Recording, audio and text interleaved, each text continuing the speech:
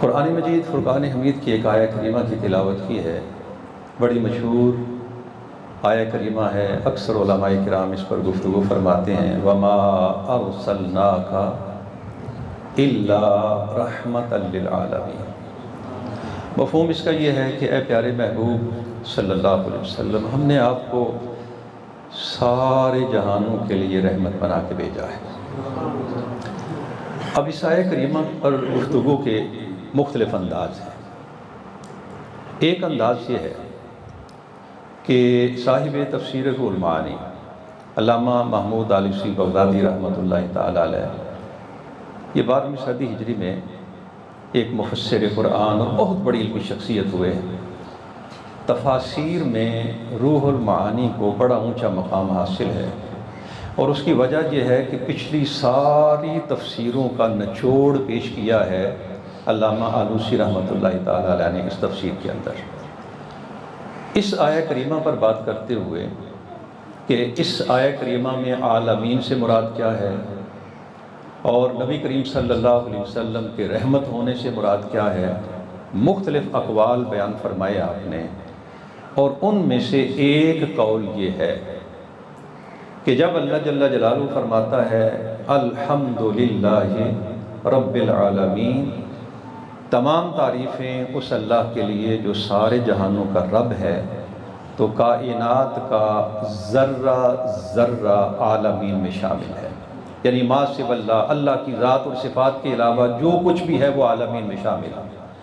اور جب اللہ پاک ارشاد فرماتا ہے وَمَا أَرْسَلْنَاكَ إِلَّا رَحْمَةً لِلْعَالَمِينَ، تو یہاں بھی عالمین سے مراد اللہ کے سوا ساری کی ساری کائنات آتی ہے، اور مفہوم یہ بنتا ہے کہ جس طرح اللہ ساری کائنات کا رب ہے، اللہ کے پیارے رسول صلی اللہ علیہ وسلم کائنات کے ہر اس ذرے کے لیے رحمت ہیں جس کا اللہ جل جلالہ رب ہے۔ اور اس کائنات میں جتنا بھی اللہ کی ربوبیت کا فیض تقسیم ہو رہا ہے، وہ سارے کا سارا فیض رسول اللہ صلی اللہ علیہ وسلم کی رحمت کے وسیلے سے تقسیم ہو رہا ہے۔ خیرات دیتا ہے خدا ہر وقت تیرے نام کی، جس کو ملا جو کچھ ملا جتنا ملا صدقہ تھا۔ اب اس آیہ کریمہ پر بات کرنے کا ایک دوسرا انداز یہ ہے، ہم اپنے پیارے آقا صلی اللہ علیہ وسلم کی شان رحمت کو دیکھتے ہیں، امت پر شفقت کو دیکھتے ہیں، اس انسانیت پر اللہ کے رسول صلی اللہ علیہ وسلم کی رحمت کا جب اندازہ کرتے ہیں، تو اللہ کے پیارے رسول صلی اللہ علیہ وسلم کی احادیث سے مبارکہ ہمیں یہ بتاتی ہیں کہ ساری زندگی اللہ کے رسول صلی اللہ علیہ وسلم نے اپنی امت کے حق میں دعائیں فرما فرما کر گزاری ہے، اور حصول برکت کے لیے میں ایک دو حدیث آپ کی خدمت میں عرض کرنا چاہتا ہوں۔ صحیح مسلم شریف میں حدیث ہے، اللہ کے پیارے رسول صلی اللہ علیہ وسلم قرآن مجید کی تلاوت فرما رہے ہیں، حضرت ابراہیم علیہ السلام کی دعا آپ کی زبان پاک پہ آتی ہے، رب انہن اضللن کثیرا من الناس فمن تبعنی فانہ منی ومن عصانی فانک غفور رحیم۔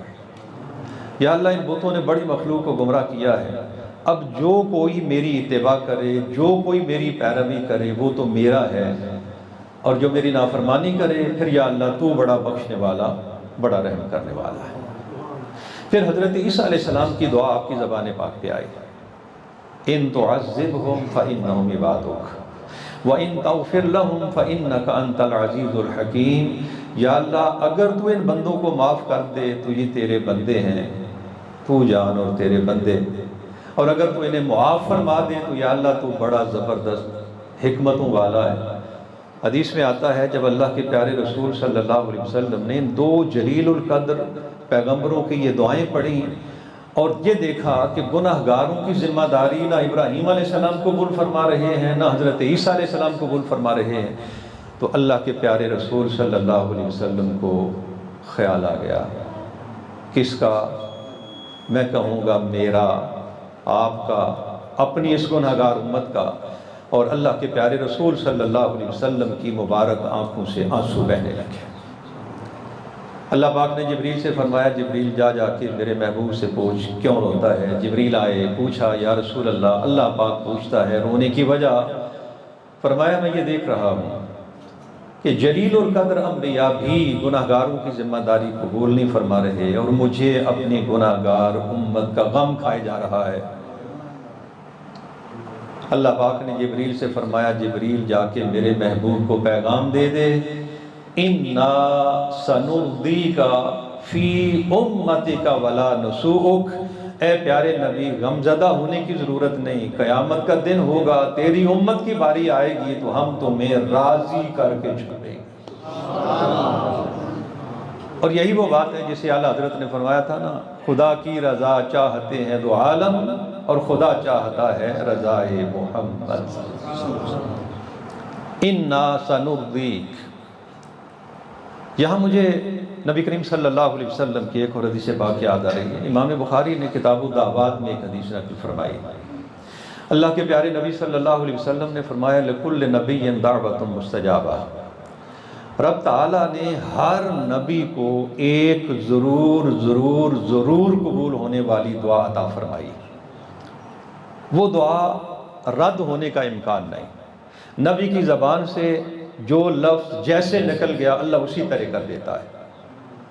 اور محدثین ارشاد فرماتے ہیں کہ دراصل ہر نبی اس دنیا میں آتا ہے، دین کی تبلیغ کرتا ہے، ڈھیر ساری مصیبتیں مشقتیں اٹھاتا ہے، وہ محنت جو اللہ کا نبی اس دنیا میں آ کے کرتا ہے اس کے صلے میں اللہ پاک نبی سے ارشاد فرماتا ہے کہ اے میرے پیارے نبی مانگ، جو مانگے گا تجھے عطا کر دیا جائے گا۔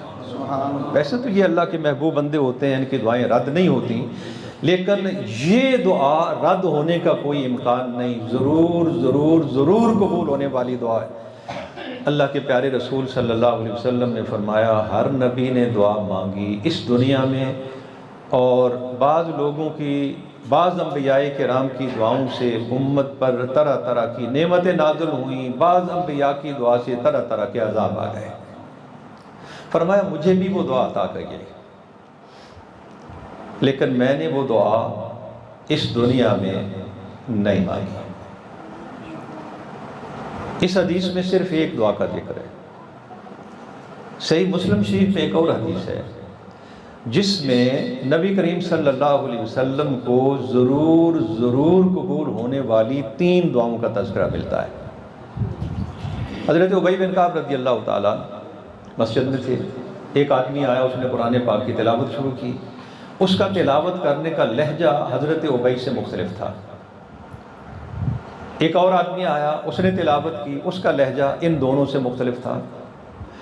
ساتھ لیا، نبی علیہ السلام کی بارگاہ میں حاضر ہوئے، یا رسول اللہ صلی اللہ علیہ وسلم میں نے قرآن آپ سے سیکھا ہے، یہ اور لہجے میں پڑھ رہا ہے، یہ اور لہجے میں پڑھ رہا ہے، میں اور لہجے میں پڑھتا ہوں۔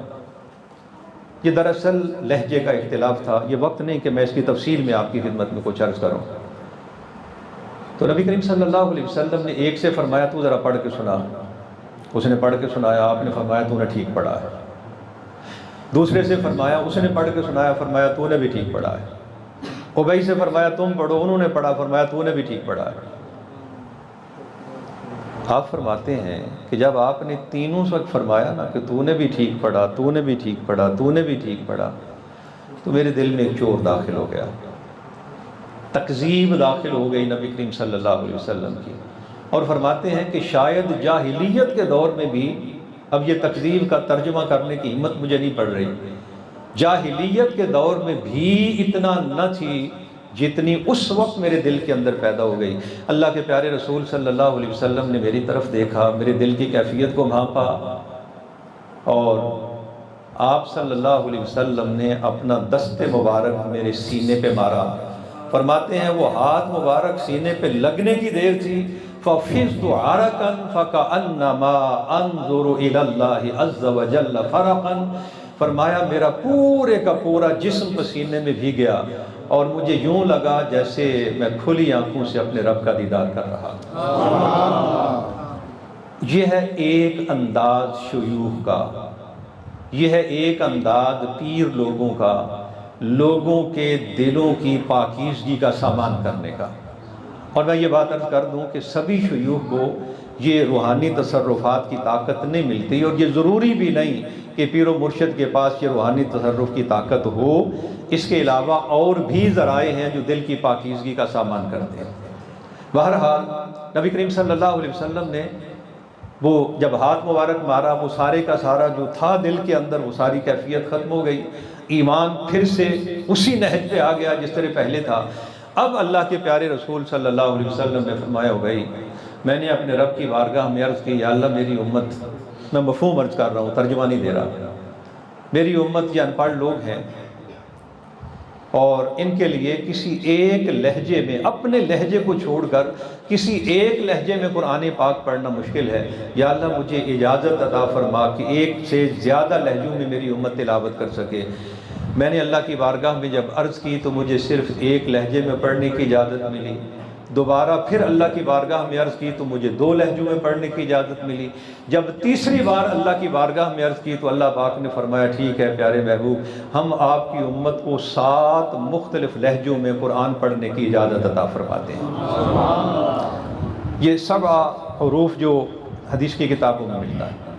اب میرے موضوع سے تعلق رکھنے والی جو اگلی بات ہے، فرمایا میں نے 3 بار اپنے رب کی بارگاہ میں عرض کی تو رب تعالیٰ نے ارشاد فرمایا، محبوب تو نے 3 بار میری بارگاہ میں سوال کیا ہے، ہم آپ کو 3 دعائیں عطا فرماتے ہیں، جو مانگو گے ویسا ہی کر دیا جائے گا۔ ایک حدیث میں تو صرف ایک کا ذکر تھا، اور اس حدیث میں کتنی؟ جی بولیے۔ نبی کریم صلی اللہ علیہ وسلم نے مانگا کیا؟ وہ جو 3 دعائیں ملی، آپ حدیث کے اگلے الفاظ پہ غور کریں۔ اللہ کے پیارے رسول صلی اللہ علیہ وسلم کے ہاتھ اٹھے، اللہم امتی، کتنی دعائیں ہو گئی؟ ایک۔ دوبارہ پھر ہاتھ اٹھے، اللہم امتی، کتنی دعائیں ہو گئی؟ 2۔ اور تیسری، آپ صلی اللہ علیہ وسلم نے فرمایا وہ میں نے سنبھال کے رکھی ہوئی ہے قیامت کے دن کے لیے۔ ایک انداز شان رحمت کو بیان کرنے کا یہ ہے، قیامت کا دن ہوگا، اللہ کے پیارے رسول صلی اللہ علیہ وسلم اپنے رب کی بارگاہ میں اپنی امت کی شفاعت فرما رہے ہوں گے، اور آپ کی شفاعت سے اللہ جل جلالہ آپ کی امت کو دوزخ کی آگ سے آزادی عطا فرما رہا ہوگا۔ اب میں زیادہ تفصیل میں نہیں جا سکوں گا، وقت بڑا مختصر ہے۔ ایک انداز جس پر ہمیں بات کرنی چاہیے اور شاید ہم نہیں کر رہے، اللہ کے پیارے رسول صلی اللہ علیہ وسلم کی شان رحمت، تعلیم ایسی عطا فرمائی، تعلیم ایسی عطا فرمائی جس میں ایک انسان کی انفرادی زندگی کا کامیابی کا راز بھی پوشیدہ ہے، ہماری معاشرتی زندگی کی ساری اونچ نیچ ختم کرنے کا سامان بھی موجود ہے، اور اس امت مسلمہ کو اس دنیا میں ساری قوموں سے سربلند کرنے کا سامان بھی موجود ہے۔ یہ جو پہلو ہے نا نبی کریم صلی اللہ علیہ وسلم کی شان رحمت کا، یعنی ایسی تعلیم آپ صلی اللہ علیہ وسلم نے عطا فرمائی امت کو کہ اس تعلیم کو اگر صحیح معنوں میں سمجھ لیا جائے اور اس تعلیم کو اپنی زندگیوں میں نافذ کر لیا جائے، حالات کچھ بھی ہوں، آپ کسی مشکل کا شکار ہیں یا آسانی میں ہیں، پریشانیوں کا دور ہے یا بالکل آسانی کے زمانے ہیں، وہ ذہنی سکون جو ایک بندے کی ضرورت ہے، وہ ذہنی سکون آپ کو ہر طرح کے حالات کے اندر مل جانے کا پورا سامان اللہ کے رسول صلی اللہ علیہ وسلم نے عطا فرما دیا ہے۔ بھئی یہ دنیا اللہ نے ڈیزائن ایسے کی ہے کہ اس میں دکھ بھی ہے، سکھ بھی ہے، پریشانی بھی ہے، آسانی بھی ہے، تکلیف بھی ہے۔ اگر کوئی بندہ یہ چاہے کہ میری زندگی میں کوئی تکلیف نہ آئے، کوئی پریشانی نہ آئے، تو یہ ناممکنات میں سے ہے، شاید ہی کوئی بندہ ایسا ہو جس کی زندگی میں کوئی پریشانی نہ آئے۔ ہماری ضرورت یہ ہے کہ حالات کچھ بھی ہوں، ہمارا ذہنی سکون خراب نہ ہو اور ہم سکون کی زندگی بسر کر سکیں۔ اس کو میں تھوڑا سا اور آسان کر دیتا ہوں. ایک بندے کو درد ہو رہا ہے، وہ جاتا ہے ڈاکٹر کے پاس، اسے سکون چاہیے. ڈاکٹر سب سے پہلے کوشش یہ کرتا ہے کہ اس کا درد ختم ہو جائے، لیکن ایسے مواقع آتے ہیں جہاں ڈاکٹر بے بس ہو جاتے ہیں، وہ درد کو ختم نہیں کر پاتے. پھر وہ کیا کرتے ہیں؟ درد ختم نہیں ہوتا لیکن وہ کوئی ایسی میڈیسن دے دیتے ہیں، کوئی ایسا انجیکشن لگا دیتے ہیں، کچھ ایسا کرتے ہیں کہ درد اپنی جگہ موجود رہتا ہے لیکن بندے کو احساس نہیں ہوتا. جو سکون اسے چاہیے وہ سکون اسے مل جاتا ہے. جب ہماری زندگی میں یہ اونچ نیچ آتی ہے، کچھ مشکلات آتی ہیں، پریشانی آتی ہیں، ہم اپنا سکون کھو بیٹھتے ہیں، اور ایسی صورت میں 100% ہماری کوشش یہ ہوتی ہے کہ یہ مسئلہ حل ہو اور ہمیں سکون ملے. لیکن میں نے عرض کیا نا کہ اللہ پاک نے یہ دنیا ڈیزائن ہی ایسی کی ہے، کچھ مسائل ایسے ہیں جو ختم نہیں ہوں گے. اب ہم اگر دوسری نہج پہ سوچنا شروع کر لیں کہ حالات اسی طرح کی اسی طرح رہیں، مسائل اسی طرح کے اسی طرح رہیں، میری ضرورت ہے ذہنی سکون. کیا اللہ کے رسول صلی اللہ علیہ وسلم نے کوئی ایسا نسخہ دیا ہے کہ حالات نہ بدلیں مگر مجھے سکون مل جائے؟ تو اللہ کے پیارے رسول صلی اللہ علیہ وسلم کی تعلیمات میں ہمارے ذہنی سکون کو برقرار رکھنے کا پورا سامان موجود ہے.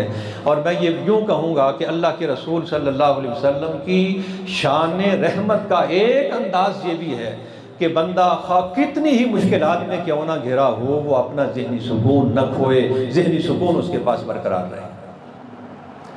اس کے لیے نبی کریم صلی اللہ علیہ وسلم کی تعلیمات مبارکہ میں 3 چیزیں ملتی ہیں. ان میں صرف ایک بات عرض کر کے میں تھوڑا سا آگے بڑھنا چاہتا ہوں. آپ صلی اللہ علیہ وسلم نے ارشاد فرمایا کہ دنیاوی اعتبار سے جب بھی دیکھو اپنے سے کم تر کو دیکھو. صحیح مسلم شریف میں حدیث ہے، مفہوم اس کا عرض کر رہا ہوں. دنیاوی اعتبار سے جب بھی دیکھو اپنے سے، جی بولیے، کم تر کو. آپ بیمار ہیں، درد ہو رہا ہے، آپ بڑے پریشان ہیں، اسپتال میں لیٹے ہوئے کسی ایسے مریض کو دیکھ لیں جو پہلو بھی نہیں بدل سکتا. آپ کے پاس گاڑی نہیں، آپ پریشان ہیں کہ فلاں کے پاس بھی گاڑی ہے، فلاں کے پاس بھی ہے، فلاں کے پاس بھی ہے. آپ اس بندے کو دیکھ لیں جو بیچارہ پیدل چل رہا ہے. آپ کے پاؤں کا جوتا ٹوٹ گیا ہے اور آپ پریشان ہیں کہ میں ننگے پاؤں چل رہا ہوں. آپ اس بندے کو دیکھ لیں جس کا پاؤں ہی نہیں. ہوگا کیا؟ پہلے آپ کی توجہ نیگیٹو تھی، میرے پاس یہ نہیں، میرے پاس یہ نہیں، یہ نہیں، یہ نہیں. جب کم تر کو دیکھو گے تو آپ کی توجہ پلٹ آئے گی. یہ نہیں کی بجائے آپ دیکھنا شروع کر لیں گے یہ ہے میرے پاس. سوچ بدلے گی اور اس سوچ کے بدلنے میں وہ ذہنی سکون جو آپ کو چاہیے وہ اللہ پاک آپ کو عطا فرما دے گا. والد صاحب قبلہ اللہ پاک ان کی قبر پہ کروڑوں رحمت نازل فرمائے. آپ کی تربیت کا ایک مخصوص انداز تھا، اور کبھی کوئی واقعہ سنا کے، کبھی کوئی حدیث سنا کے وہ کوشش فرماتے تھے بچپن سے ہی کچھ ایسی تربیت دینے کی کہ سوچیں اس دنیا سے تھوڑا سا ایک قدم آگے بڑھ کر اللہ تعالیٰ کی ذات تک پہنچنا شروع ہو جائے. ایک دفعہ بیٹھے تھے تو ایک واقعہ سنایا. فرمانے لگے ایک بندہ تھا جس کا اس دنیا میں کوئی بھی نہیں تھا، نہ والدین، نہ اولاد، نہ کوئی بہن، نہ کوئی بھائی، نہ کوئی رشتہ دار، کوئی بھی نہیں تھا اس کا دنیا میں. رہنے کے لیے مکان کوئی نہیں، پہننے کے لیے مناسب قسم کے کپڑے کوئی نہیں. غربت اتنی کہ کھانے کے لیے اس کے پاس روٹی نہیں تھا. اس کے پاس تو صرف ایک جسم، اور وہ بھی سارے کا سارا پھوڑوں سے بھرا ہوا. اور وہ بندہ ایک جگہ بیٹھا. اب آپ تھوڑا سا اندازہ کر لیں نا، اگر اللہ نہ کرے ہم میں سے کسی کی یہ کیفیت ہو تو ہمارا حال کیا ہوگا. وہ بندہ جس کے پاس کچھ بھی نہیں، صرف ایک جسم ہے اور جسم بھی سارا پھوڑوں سے بھرا ہوا ہے۔ ایک جگہ بیٹھے بڑے اطمینان کے ساتھ، جیسے کوئی غم ہی نہیں ہوتا بندے کو، الحمدللہ الحمدللہ، یا اللہ تیرا شکر ہے، یا اللہ تیرا شکر ہے، یا اللہ تیرا شکر ہے۔ پاس سے ایک بندہ گزرا، اس نے کہا کہ اللہ کے بندے تیرے پاس ہے کیا جس پر تو شکر ادا کر رہا ہے؟ تو اس نے جواب دیا، کیا یہ کم ہے کہ اللہ پاک نے میری زبان سلامت رکھی ہے اور اس کے ساتھ میں اپنے رب کا نام لے رہا؟ فرق کیا ہے ہم میں اور اس آدمی میں؟ ہم نے سوچا میرے پاس گھر نہیں، میرے پاس کپڑے نہیں، میرے پاس روٹی نہیں، میرا رشتہ دار کوئی نہیں۔ اس نے یہ نہیں دیکھا کہ میرے پاس کیا نہیں، اس نے دیکھا کہ میرے پاس ہے کیا۔ اس پر اس نے اپنے رب کا شکر ادا کرنا شروع کر دیا۔ حالات نہیں بدلتے، سوچ بدلنے سے انسان کو سکون کی دولت ضرور مل جاتی ہے۔ اور یہ جو نسخہ اللہ کے رسول صلی اللہ علیہ وسلم نے ہمیں دیا، اپنے سے کم تر کو دیکھو، نتیجہ یہ نکلے گا کہ تمہاری سوچ کچھ نہ ہونے کی طرف سے پلٹ کر کچھ ہے کی طرف آ جائے گی۔ حالات نہیں بدلیں گے، سکون کی دولت آپ کو مل جائے گی۔ ہمارے قریب ہی ایک گاؤں ہے، ایک عورت، اس کا ایک ہی بیٹا، اور اس کا ایک ہاتھ کٹ گیا۔ لوگوں نے اٹھا کے اسپتال لے گئے۔ ماں کو جب پتہ چلا کہ بیٹے کا ہاتھ کٹ گیا ہے، وہ روتی چیختی چلاتی دوڑی ہسپتال۔ جب وہ گھر سے نکلی نا تو لوگ محسوس کر رہے تھے کہ یہ ماں بچے گی نہیں، جتنا غم لیا ہے اس نے۔ ہسپتال گئی، جب واپس آئی نا تو آتے ہی اس نے 2 رکعت نماز شکرانہ، اور اس کی زبان پر ہے یا اللہ تیرا شکر ہے، یا اللہ تیرا شکر ہے، یا اللہ تیرا شکر۔ لوگ حیران ہو گئے، بھئی بیٹے کا ہاتھ کٹا ہوا تھا، پہلے بھی کٹا ہوا تھا، اب بھی کٹا ہوا ہے، بیٹا پہلے بھی اسپتال میں تھا، اب بھی وہاں پڑا ہوا ہے، حالات تو نہیں بدلے، اس مائی کو ہوا کیا؟ پہلے یہ رو رو کے برا حال تھا، اب اللہ کا شکر ادا کر رہی ہے۔ انہوں نے اسے پوچھا کہ اماں جی ہوا کیا؟ پہلے رونا دھونا تھا، اب اللہ کا شکر ہے۔ تو کہنے لگی جب میں ہسپتال میں گئی نا تو میری پہلی نظر ایک نوجوان پہ پڑی جس کے دونوں ہاتھ کٹے ہوئے تھے۔ مجھے احساس ہوا ٹھیک ہے میرے بیٹے کا ایک ہاتھ کٹ گیا، پر الحمدللہ ایک ہاتھ سلامت تو ہے۔ پہلے ایک کٹا ہوا ہاتھ نظر میں آتا تھا، اب سلامت ہاتھ نظر میں آ رہا ہے۔ صوفیاء کرام اسے کہتے ہیں اللہ کے احسانات کا مراقبہ۔ عین اس لمحے جب آپ ڈھیر ساری مشکلات کا شکار ہوتے ہیں، اس لمحے اگر آپ اللہ کی نعمتوں کو گننا شروع کر لیں تو آپ اللہ کی نعمتوں کو گن نہیں سکتے۔ تو اپنے ذہنی سکون کو برقرار رکھنے کے لیے اللہ کے رسول صلی اللہ علیہ وسلم کا دیا ہوا یہ نسخہ یہ ہے کہ اپنی توجہ کو محرومیوں سے ہٹا کر اللہ پاک کی نعمتوں کی طرف لے آؤ۔ حالات نہیں بدلیں گے مگر آپ کو ذہنی سکون کی دولت ضرور مل جائے گی۔ اب چھوٹی سی ایک بات اور اس کے بعد میں اپنی گفتگو ختم کر رہا ہوں۔ باقی رہ گیا یہ امت مسلمہ کا عروج، اور اس کے لیے اللہ کے رسول صلی اللہ علیہ وسلم نے ہمیں لایا عمل کیا دیا۔ زندگی رہی تو پھر کسی وقت، اور علماء کرام یہاں تشریف فرما ہے، میں یقین کے ساتھ یہ کہہ سکتا ہوں کہ علمی اعتبار سے یہ سبھی لوگ مجھ سے بہتر ہیں، تو یہ اس موضوع پر آپ کو کچھ سنائیں گے۔ اب اگلا مرحلہ ہے ہمارا معاشرہ، یعنی یہ تو تھی اپنی ذات، اپنی ذات سے جب ہم آگے نکلتے ہیں تو یہ ہمارا معاشرہ ہے جہاں مل جل کر رہ رہے ہیں۔ ہمارے معاشرے کی صورتحال یہ ہے کہ میاں بیوی ہر وقت آپس میں لڑ رہے ہیں، اولاد کو والدین سے شکایتیں ہیں، اور والدین اولاد سے نالاں ہیں، بہن بھائیوں کے رشتے چھوٹی چھوٹی باتوں پر منقطع ہوتے جا رہے ہیں، قسمیں کھائی جا رہی ہیں کہ میں اپنی بہن کے گھر نہیں جاؤں گا، میں اپنے بھائی کے گھر نہیں جاؤں گا، برادریوں میں ہر طرف پھوٹ ہی پھوٹ نظر آتی ہے۔ یعنی میں اگر ایک طرف اللہ کے رسول صلی اللہ علیہ وسلم کی تعلیم رکھوں اور دوسری جانب جو کچھ ہمارے معاشرے میں ہو رہا ہے اس کو رکھوں، تو صورتحال کچھ یہ ہے کہ جو معاشرہ اللہ کے رسول صلی اللہ علیہ وسلم تشکیل دینا چاہتے ہیں، ہم اس کے بالکل الٹ جا رہے ہیں۔ نبی علیہ السلام جو معاشرہ تشکیل دینا چاہتے ہیں وہ کیا ہے؟ فرمایا والذی نفسی بیدہ لا تدخلون الجنۃ حتی تؤمنوا ولا تؤمنوا حتی تحابوا، قسم ہے اس ذات کی جس کے قبضہ قدرت میں میری جان، تم اس وقت تک جنت میں نہیں جا سکتے جب تک صاحب ایمان نہ بنو۔ اور اگلا جملہ قابل غور ہے، فرمایا اس وقت تک صحیح معنوں میں ایمان والے نہیں بن سکتے جب تک کہ اے مسلمانوں تم ایک دوسرے کے ساتھ پیار اور محبت کی فضا پیدا نہ کرو۔ اور وہ پیار و محبت کی فضا کس طرح کی ہونی چاہیے؟ نبی علیہ السلام کا فرمان ہے، بخاری میں فرمایا المؤمنون کرجل واحد، سارے کے سارے مسلمان یوں ہونے چاہیے جیسے ایک انسانی جسم۔ اگر انسان کے سر میں درد ہو، جسم کے باقی اعضاء یہ نہیں کہتے سر میں درد ہے وہ جانے اور اس کا کام، درد سر میں ہوتا ہے پورے کا پورا جسم بے قرار ہو جاتا ہے۔ آنکھ کو تکلیف ہو تو باقی اعضاء یہ نہیں کہتے کہ آنکھ کو تکلیف ہے وہ جانے اور اس کا کام، تکلیف آنکھ کو ہوتی ہے پورے کا پورا جسم بے قرار ہو جاتا ہے۔ نبی علیہ السلام کی تعلیم یہ ہے کہ ایک مسلمان کو تکلیف پہنچے تو پورے کا پورا معاشرہ بے چین ہو جائے۔ اخوت اس کو کہتے ہیں، چبھے کانٹا جو کابل میں تو ہندوستان کا ہر پیرو جواں بیداب ہو جائے۔ مسلم معاشرہ اس طرح کا ہونا چاہیے، یہ ہے وہ معاشرہ جو اللہ کے رسول صلی اللہ علیہ وسلم تشکیل دینا چاہتے ہیں۔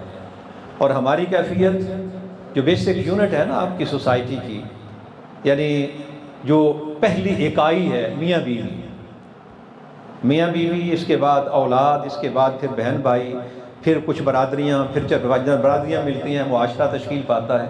اور ہمارے ہاں بدقسمتی سے صورتحال یہ ہے کہ میاں بیوی کے درمیان ہی ہر وقت لڑائی رہنے لگی۔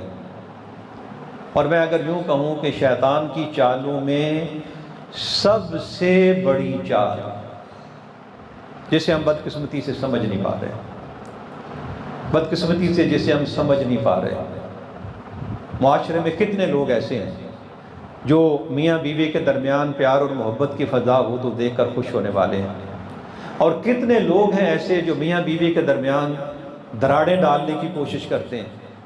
اور میں اگر یوں کہوں کہ بدقسمتی سے ہمارے والدین بھی بعض اوقات اپنے بیٹوں کے گھر برباد کرتے ہیں، اپنی بیٹیوں کے گھر برباد کرتے ہیں اپنی جہالت کی وجہ سے، اپنے مفادات کی خاطر، تو یہ بات بھی آپ رد نہیں کر سکتے۔ بہرحال اب یہ جو ہمارے معاشرے کی یہ جتنی بھی ناہمواری، نبی کریم صلی اللہ علیہ وسلم نے ہمیں ایک ایسا نسخہ دیا ہے، ایک ایسا نسخہ عطا فرمایا ہے، اگر ہم صرف ایک لفظ یاد کر لیں۔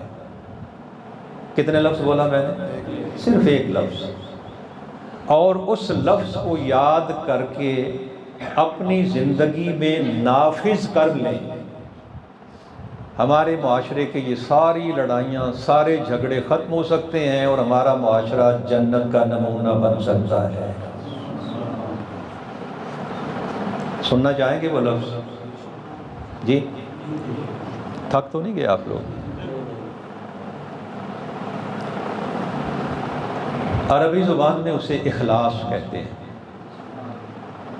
انگلش والے اس کو سنسیریٹی کا نام دے لیتے ہیں، آپ اسے خلوص کا نام بھی دے سکتے ہیں۔ اور اس کا سیدھا سا مفہوم میں بڑے آسان لفظوں میں آپ کو سمجھا دیتا ہوں۔ اس وقت صورتحال یہ ہے کہ ہم جو کچھ بھی کر رہے ہیں، کیوں کر رہے ہیں؟ تنہائی میں بیٹھ کے اپنے آپ سے سوال کریں۔ آپ اس نتیجے پر پہنچیں گے کہ ہم ڈھیر سارے کام کر رہے ہیں اس لیے کہ فلاں بندہ میرے ساتھ راضی ہو جائے، بھائی راضی ہو جائے، فلاں بندہ راضی ہو جائے، فلاں جو سیاسی بندہ ہے وہ راضی ہو جائے، کل تھانے میں ضرورت پڑی۔ بہت سارے کام ہم کر رہے ہیں دنیا کے بندوں کو راضی کرنے کے لیے، اور جو باقی رہ گئے وہ ہم کر رہے ہیں اس دنیا میں کوئی فائدہ حاصل کرنے کے لیے۔ شاید کوئی ایک آدھ عمل ایسا ہوگا جو ہم دنیا کی خاطر نہیں بلکہ اللہ کی رضا کی خاطر کرتے ہیں۔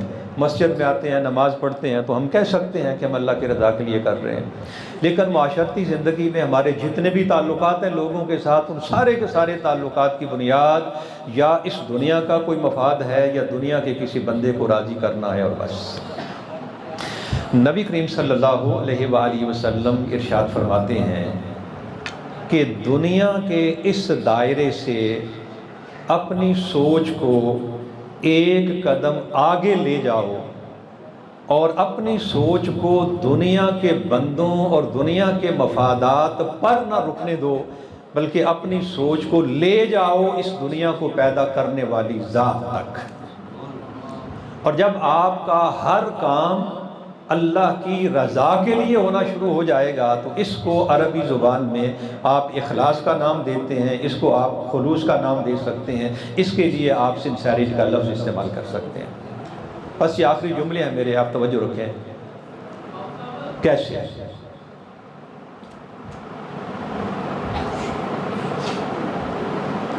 ماں کی خدمت کی، کیوں؟ اس لیے نہیں کہ ماں راضی ہو جائے۔ ہمیں ہمارے پیارے نبی صلی اللہ علیہ وسلم نے یہ بتایا ہے کہ ماں راضی ہو، بندہ اپنی ماں کی خدمت کرے تو یہ بات اللہ پاک کو بڑی پسند ہے، اللہ بڑا خوش ہوتا ہے۔ سبحان اللہ۔ باپ کا ہاتھ بٹھایا، اس کی خدمت کی، کیوں؟ ہمارے پیارے نبی صلی اللہ علیہ وسلم نے ہمیں یہ بتایا ہے کہ اللہ کی رضا باپ کی رضا میں ہے اور اللہ کی ناراضی باپ کی ناراضی میں ہے۔ بیوی کے ساتھ اچھا سلوک، ہمیں ہمارے پیارے نبی صلی اللہ علیہ وسلم نے یہ بتایا ہے کہ تم میں سب سے اچھا وہ جو اپنی بیوی سے اچھا سلوک کرتا ہے۔ یہ بات اللہ پاک کو بڑی پسند ہے کہ میں اپنی بیوی سے نرمی کا سلوک کروں، میں اپنی بیوی سے اچھا سلوک کروں۔ مجھے یہ اچھا سلوک اپنی بیوی کی خاطر نہیں، اپنے سسرال والوں کی خاطر نہیں، بلکہ اللہ کی رضا کے لیے کرنا ہے۔ روزی کمانا پیٹ کی خاطر نہیں، اللہ کا حکم ہے رزق حلال کما، خود بھی کھا اور اپنی اولاد کو بھی کھلا۔ میں رزق حلال کمانے نکلا ہوں اس لیے کہ میرا اللہ مجھ سے راضی ہو جائے۔ ہر کام کرنے سے پہلے ایک لمحے کے لیے رک جائیں، سوال کریں اپنے آپ سے کیوں، جواب آنا چاہیے کہ اللہ کی رضا کے لیے۔ نتیجہ کیا ہوگا؟ وہ جو لوگوں سے ہماری ایکسپیکٹیشنز ہوتی ہیں، لوگوں سے ہماری توقعات ہوتی ہیں، وہ توقعات ختم ہو جائیں گی۔ ہم کسی بھائی کے ساتھ اس نے سلوک کریں گے اللہ کے لیے، اجر ہم نے اللہ سے لے لیا، اس بندے سے ہمارا لینا دینا کچھ نہیں۔ اب وہ جواب کے طور پر ہمارے ساتھ اس نے سلوک کرے یا نہ کرے، اس سے ہمیں کوئی فرق نہیں پڑے گا اور ہماری ڈھیر ساری پریشانیاں اپنے آپ ختم ہو جائیں گی۔ یہ درس جو اللہ کے رسول صلی اللہ علیہ وسلم، آپ آزما کے دیکھ لیں، اپنی سوچ کو بدل لیں۔ صرف اپنا مائنڈ سیٹ آپ نے چینج کرنا ہے، کرنا وہی ہے جو کچھ اس سے پہلے آپ کر رہے ہیں، صرف اپنی سوچ بدلنی ہے۔ والدین کی خدمت اس لیے کہ اللہ پاک خوش ہوتا ہے، بیوی سے اچھا سلوک اس لیے کہ اللہ پاک خوش ہوتا ہے، بیوی اپنے خاوند کی خدمت کرے اس لیے کہ اللہ پاک خوش ہوتا ہے، کھانا کھانا ہے، پانی پینا ہے، سونا ہے، ورزش کرنی ہے اس لیے جسم میں اندر طاقت ہو۔ یہ طاقت مجھے اس لیے چاہیے کہ میں اللہ کے فرائض کو پورا کر سکوں اور میں اپنے رب کو راضی کر سکوں۔ تو جو بھی معاملہ کریں وہ اللہ کی رضا کے لیے کرنا شروع کر لیں۔ نتیجہ یہ نکلے گا کہ یہ جتنی لڑائیاں، جتنے جھگڑے آپ کو معاشرے میں نظر آ رہے ہیں، یہ سارے کے سارے اپنے آپ دم توڑ جائیں گے۔ سارے معاشرے کو رہنے دیں، سارے معاشرے کو رہنے دیں۔ آپ یہاں بیٹھ کر اپنے دل کے ساتھ یہ تہیہ کر لیں کہ آج کے بعد میں نے اس بات کی پرواہ نہیں کرنی کہ بیوی میرے ساتھ کیا سلوک کرتی ہے، میں نے اپنا فرض پورا کرنا ہے، وہ اپنا فرض پورا نہیں کرتی، وہ جانے اور اس کا رب جانے، میں نے اپنا فرض پورا کرنا ہے اور بیوی سے اس نے سلوک کرنا ہے، کرنا صرف اس لیے ہے کہ میرے اللہ کو یہ بات بڑی پسند ہے۔ بیوی کو اتنا درس دے دیں کہ اگر تم خاوند کی خدمت کرو گی، خاوند کے ساتھ اچھا سلوک کرو گی، صرف اس لیے کہ اللہ پاک کو یہ بات بڑی پسند ہے، تو خامند کی خدمت کا ایک ایک کام کرنے پر اللہ پاک تمہیں ثواب کی نعمت سے نوازے گا۔ آپ دونوں اپنی سوچ کو بدل لیں اور پھر اندازہ کر لیں کہ گھر کے اندر سکون کی دولت اللہ پاک کس طرح عطا فرماتا ہے۔ نبی کریم صلی اللہ علیہ وسلم کا ایک فرمان سنا کے بات کو ختم کرنا چاہتا ہوں۔ جو ایمان کا کمال، کامل مومن کون ہے، یہ معیار دیتے ہوئے سنن ابو داؤد میں حدیث ہے نبی کریم صلی اللہ علیہ وسلم کی، فرمایا من احب للہ وابغض للہ واعطى للہ ومنع للہ فقد استکمل الایمان۔ جس آدمی کا حال یہ ہو جائے کہ وہ کسی سے محبت کرے تو اللہ کے لیے، نفرت کرے تو اللہ کے لیے، کسی کو کچھ دے تو اللہ کے لیے، دینے سے ہاتھ روک لے تو اللہ کے لیے، فرمایا یہ ہے وہ خوش نصیب جسے ایمان کا کمال نصیب ہو گیا۔ اس دعا کے ساتھ آج کی بات کو ختم کرنا چاہتا ہوں۔ اللہ پاک کے پیارے حبیب صلی اللہ علیہ وسلم نے اپنی شان رحمت کا یہ جو ایک فیض ہمیں عطا فرمایا کہ ہم اپنی انفرادی زندگی میں سکون کی دولت حاصل کر پائیں اور ہم اپنے معاشرے کو لڑائیوں جھگڑوں کا ایک آماج گاہ بنانے کی بجائے اپنے معاشرے کو جنت کا نمونہ بنانا کی کوشش کریں، تو ہم اللہ کے پیارے نبی صلی اللہ علیہ وسلم کی اس تعلیم کو سامنے رکھ کر بنا سکتے ہیں۔